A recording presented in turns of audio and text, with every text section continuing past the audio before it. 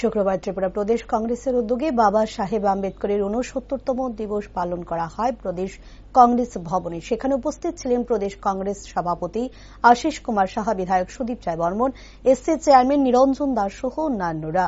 সাংবাদিকদের মুখোমুখি হয়ে প্রদেশ কংগ্রেস সভাপতি আশিস কুমার সাহা বলেন, সমাজ সেবার মাধ্যমে অস্পৃশ্যতা দূরীকরণের লড়াই করে সমগ্র পৃথিবী জুড়ে ওনার যে মহান আদর্শ ছড়িয়ে দিয়েছিলেন তা আজও অনুপ্রেরণা যোগায় এবং সংবিধানকে মান্যতা দিয়ে দেশবাসীর মৌলিক অধিকার রক্ষার্থে সারা দেশব্যাপী ভারতীয় জনতা কংগ্রেসের সৈনিকরা ওনার দিশাকে পাথেয় করে চলছেন। আজ ভারতরত্ন সংবিধান প্রণেতা ডক্টর বাবা সাহেব ভীমরাও রামজি আম্বেদকরের প্রয়াণ দিবস। প্রয়াণ দিবসে প্রদেশ কংগ্রেসের পক্ষ থেকে আমরা শ্রদ্ধাঞ্জলি অর্পণ করি। ভারতবর্ষের এই মহামানব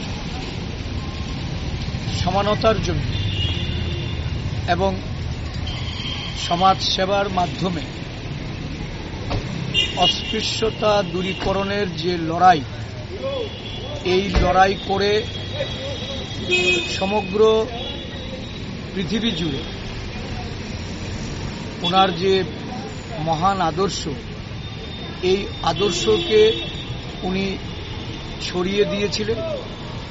আজও আমরা এই আম্বেদকরজির কাছ থেকে অনুপ্রেরণা জুগিয়ে চলেছি এবং সংবিধানকে মান্যতা দিয়ে সমস্ত জাতি গোষ্ঠী, সমগ্র দেশবাসী তাদের যে মৌলিক অধিকার, এই অধিকার রক্ষার্থে সারা দেশব্যাপী ভারতীয় জাতীয় কংগ্রেসের সৈনিকরা ওনার দিশাকেই পাথেয় করে আমরা চলেছি।